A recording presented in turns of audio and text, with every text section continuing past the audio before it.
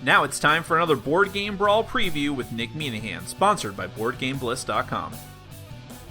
Hey now, my name is Nick, this is Board Game Brawl, and today we're going to be taking a look at a game that is currently seeking funding on Kickstarter. That game is called Fate of Akalon Tribes, and it's from Foresight Games. Now, if you like what you see throughout the rest of this video, I'm going to encourage you to go to the official Kickstarter project page. I'll have a link at the bottom of your screen now and at the end of the video, and also down in the description section of the video. That'll take you to the page, and hopefully you'll consider backing the project. Now, Fate of Akalon Tribes takes place in a fantasy world that is beset by this plague-type wasteland that is slowly spreading out and taking away the natural territory of the four main tribes of Akalon. You have the Orcs, the Elves, the Dwarves, and the Undead tribes.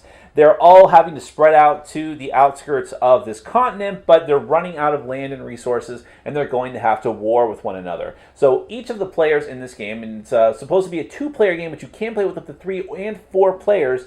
Each player takes control of a different one of these factions with a different deck of cards representing them, and then you go into head-to-head combat. Let me go ahead and give you a brief look at how the game is played with a prototype version of the game. Then we're going to come back, and I'll give you my final thoughts.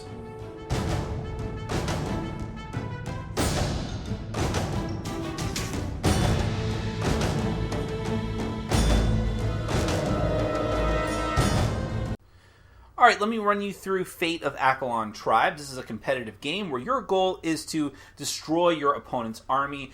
Each deck in the game is based on a different race, so we're going to have the Elf deck and the Orc deck for our example here.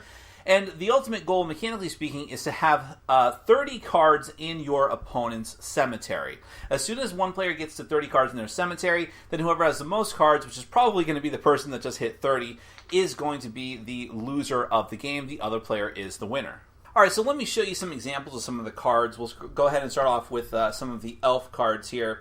Now, up in the top corner of each card in the game, there is that card's combat value, and then, of course, the title of the card. So you have the Master Summoner here. I'll focus in just a bit more. And whenever you play a card, in addition to its combat value being added to your side's total, you also do its special ability. So in the case of the Master Summoner, it says, reveal the top 2 cards from your deck. If able, play 1 and then discard those that are not played.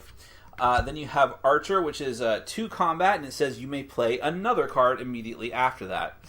Then you have Master Swordsman, which is 5 combat. You may discard a card from your hand. If you do, you draw another card. The Commander is 6 combat, and he says that you must draw a card or discard a card.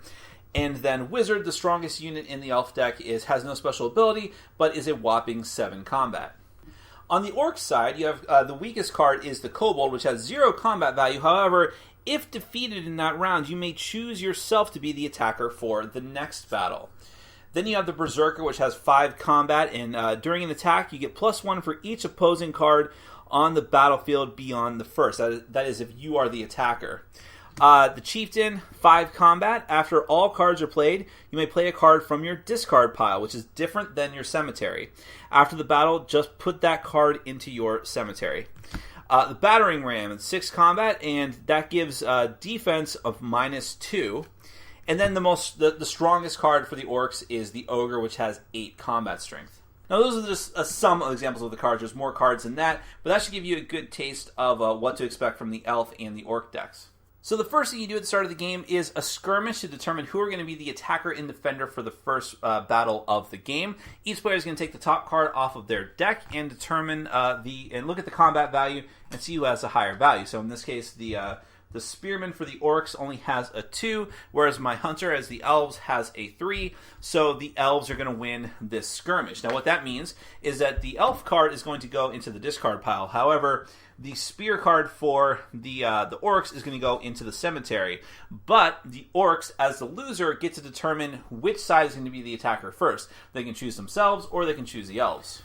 So how this will work, we determined that the Elves were the attacker for this first battle, so the Elves are going to have to play a card down first. So I'm going to go ahead and play the Sylvan card, which we'll focus in a little bit here. But the Sylvan card has a combat value of 3, and it has a cemetery ability, which means it only happens when it's in the cemetery. It says draw 1 extra card during reinforcements.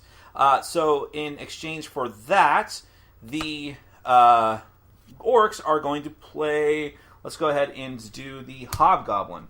The Hobgoblin says that it has 3 combat, and you may discard a card, and it gives attack +1, but unfortunately the Orcs are not on offense right now, so you won't get the attack bonus, but he does get the opportunity to discard a card if he really wants to. So let's go ahead and say that he discards the Goblin card. Now this matters because you may not like the cards that you have in hand, but you don't get to redraw until you get rid of them.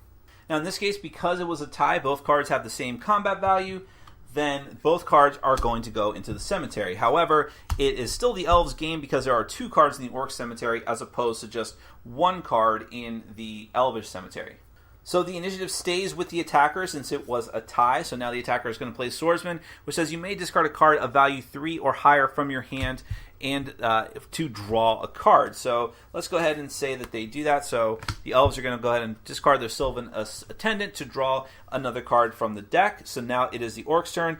The Orcs are going to go ahead and play a Club, which is another card that only has a bonus if it was on attack, which in this case it is not. So 5 beats 3. So this card is going to go into the discard pile because the Elves won, and discard is not a bad thing for them.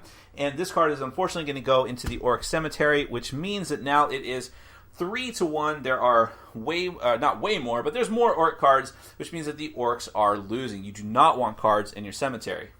Now, this is how things are at the beginning as you're just starting going through different battles, but a couple things you need to know. As soon as you always have to check for the endgame conditions after a battle and after you determine who the attacker and defender will be next, because then you get to determine if someone's going to lose. So if someone gets to 30 cards in their cemetery, that's going to end the game, and that player is probably going to lose. The other player with less cards in their cemetery is going to be the winner.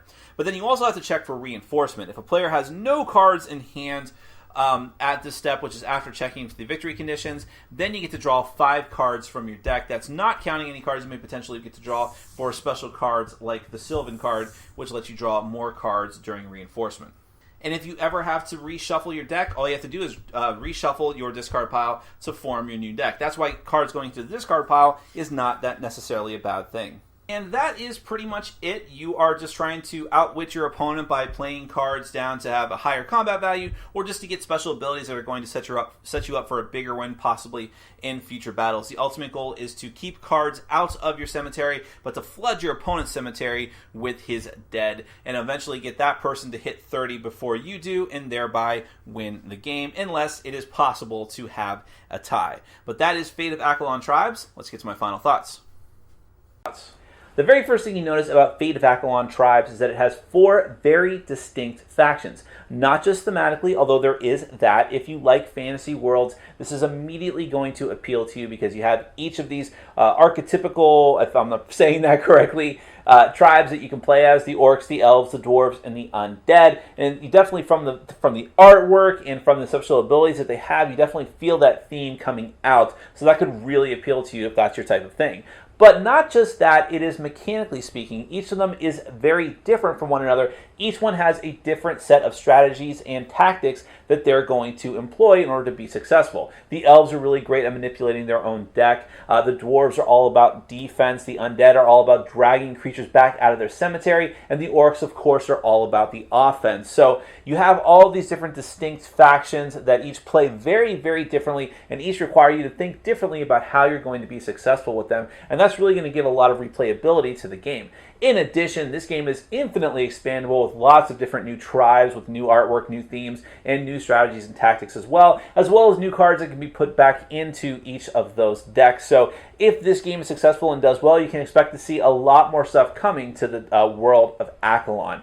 On top of that, just the basic gameplay itself is very fast, very frantic, but at the same time very strategic. Each player is trying to throw down each of their cards and try to outwit their opponent by accruing the most attack possible, but also using the special abilities of each of their cards in the most efficient and wise way possible. So at the same time, while it is very fast and frantic, it also has that level of strategy, because you can't just throw down whatever. You have to just figure out when is the best time to play certain cards and when is the best time to hold back and live to fight another day. And if you can master those kind of strategies, you're going to do very well in Fate of Akalon Tribes. So while the game is very casual, very fast, and very light in a way. It also has that edge and bite and layer of strategy to it. And if you like that, together with the fantasy theme, with the different decks, with each of their different sets of powers that make them feel distinct from each other, then this game is really going to appeal to you. And if that's the case, I'm going to urge you to go to the official Kickstarter project page.